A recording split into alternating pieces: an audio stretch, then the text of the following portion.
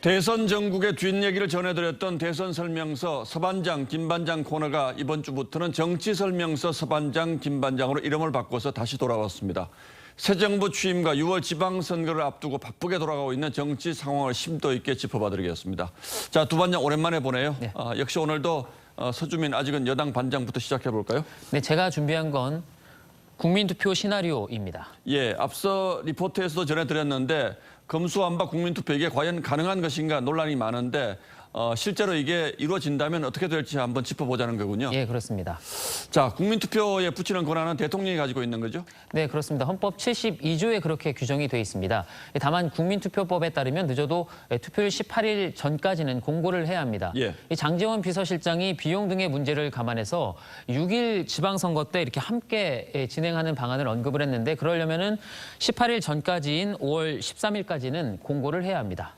그러면 윤석열 당선인의 그 취임일이 5월 10일이니까 그러니까 불과 사흘 안에 공고를 해야 된다. 뭐 이런 겁니까? 네, 그렇습니다. 또 국민투표의 경우 국무회의 의결을 거치도록 헌법에 규정돼 있기 때문에 이 내각 구성이 늦어진다면 현 정부의 일부 장관들도 이 국민투표한 의결에 참여하는 조금 아이러니한 상황이 올 수도 있겠습니다. 여권 일각에서는 국민투표 하려면 윤 당선인이 직을 걸라 이런 얘기도 하는데 직을 걸 수도 있습니까? 이 뭐 결론부터 말씀드리면 좀 불가능해 보입니다. 2004년에 노무현 당시 대통령이 자신에 대한 재신임을 국민투표로 묻겠다는 제안을 한 적이 있었죠.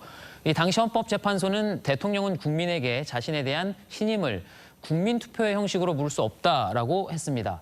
이뿐만 아니라 특정 정책을 국민투표에 붙이면서 자신의 신임을 결부시키는 대통령의 행위 역시 이 위헌적이다라고 했습니다. 그러니까 뭐 검수완박 국민투표와 함께 또 직을 걸고 싶어도 걸 수가 없다. 뭐 이런 겁니까? 네, 그렇습니다.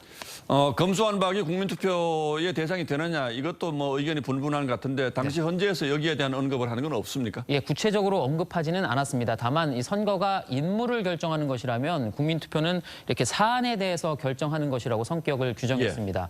예, 그러면서 특정한 국가 정책이나 법안을 그 대상으로 한다라고 했습니다. 그럼 뭐 법안도 대상이라면 그 입법사항은 국민투표 대상에 포함되지 않는다. 이런 박주민 의원의 말은 좀 잘못된 거네요. 예, 뭐 내용적인 측면에서 뭐 그게 포함이 되느냐 안 되느냐 이걸 가지고 좀 의견이 있을 수는 있겠지만 이 법안이라고 해서 안 된다라고 볼 수는 없을 것 같습니다. 자, 절차적으로 이렇게 된다는 건 알겠는데 문제는 윤 당선인이 정말로 의지가 있느냐 없느냐 이거 아니겠습니까? 예, 그렇습니다. 건국 이후에 헌법 개정안이 아닌 이 특정 정책이나 법안에 대해서 국민투표를 실시한 적이 단 한 번도 없습니다. 그만큼 이례적인 것이기 때문에 결과에 따른 정치적 후폭풍이 역시 클 수밖에 없겠죠. 이 장제원 비서실장이 윤 당선인에게 제안을 해보겠다라면서 윤 당선인의 실제 의중과는 일단 선을 긋고 있는 것도 여론을 먼저 지켜보고 판단하려는 의도로 보입니다. 예, 통상 그런 수순을 밟게 되죠. 네. 자, 김정우 반장은 어떤 소식을 준비했습니까? 네, 요즘 그 정치권에서 가장 뜨거운 인물이죠. 그 소통령 한동훈이란 주제로 한번 준비를 해봤습니다. 자, 법무장관 지명 때부터 뭐 파격적인 인선이었다 이런 얘기가 있었고 여기에 이제 검수완박 논란까지 뒤섞이면서 민주당이 낙마 1순위로 벼르고 있는 후보 아닙니까? 네, 그래서 그 소통령에 그 왕장관 그리고 어나더 윤석열, 뭐 만사 한통 프리패스, 패셔너블까지 모두 오늘 하루 동안 민주당에서 나온 수식어들인데 어떤 맥락인지 한번 직접 들어보겠습니다. 앞으로 윤석열 정부 의사결정은 만사 한통, 한통운이면 프리패스일 것입니다. 뭐 굉장히 패셔너블하게 하면서 당당하게 준비했다는 듯이 굉장히 불편해요. 아무리 그래도 이 후보자의 패션을 가지고 조금 지적하는 건 조금 너무한 거 아닌가 싶긴 한데 어쨌든 당선인의 최측근을 법무장관으로 기용을 하다 보니까 민주당은 낙마 1순위로 이렇게 찝어서 검증을 좀 벼르고 있는 거는 맞는 상황이에요. 그런데 그 민주당이 오히려 좀 체급만 키워주는 거 아니냐 이런 반론도 있습니다.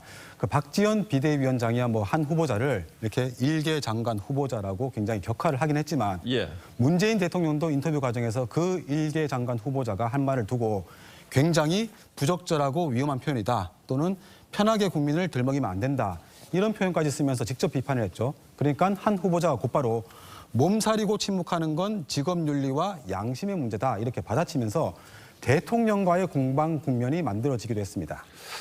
여권의 집중 포화를 맡고 있는 게 윤석열 당선인의 검찰총장 시절 모습과 좀 겹쳐 보이는 부분이 분명히 있는데 문제는 지금 정권 초기에 이 여소야대 상황에서 이런 상황이 이어지면 윤석열 당선인의 국정 운영에 리스크가 될 수도 있지 않겠습니까? 네, 그런 부분도 분명히 있습니다. 특히 문재인 정부와 여권에 대한 수사가 어떤 식으로든 진행될 가능성이 크기 때문에 한 후보자의 존재 자체가 여권에는 위협이 되는 상황이죠. 그렇다 해도 윤 당선인은 한 후보자의 수사 능력에 절대적인 신임을 갖고 있습니다. 마침 또 장관 후보자로 지명되던 날 그 당선인이 한 후보자를 만나서는 뭐 이른바 아빠 웃음, 그러니까 한박 웃음을 보였다는 얘기가 있을 정도입니다. 당선인의 한 후보자에 대한 신뢰 이건 뭐 이미 다 잘 알려진 사실인데 특히 검수완박 이게 마무리되고 나면 법무장관 한동훈 법무장관의 역할 위상 이것도 좀 달라지지 않겠습니까? 네, 바로 거기서 다양한 가설이 등장합니다. 그 실제 검수완박이 마무리되고 한국형 FBI와 그 비슷한 기관이 만들어지면 그 자리로 다시 발령을 낼 거란 말까지 나옵니다. 그러니까 칼을 거두고 펜을 쥐어줬다가 다시 칼을 주는 셈이죠.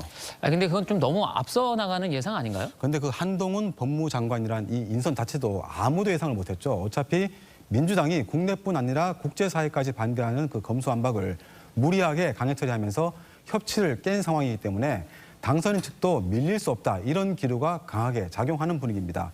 경찰도 어차피 행정 권력에 포함되는 것이고 2천여 명의 검사를 수사해서 완전히 배제시킬 수도 없기 때문에 새로운 수사기관 역시 행정 권력의 아래 놓여지게 되는 겁니다. 그래서 여권으로서도 굉장히 대응하기가 쉽지 않을 수 있습니다. 자, 근데 어떤 의미에서는 전국의 관심이 대통령보다 법무장관에게 쏠리는 것은 그렇게 바람직한 현상은 아닌 걸로 보입니다. 예, 두 반장 오늘도 잘 들었습니다.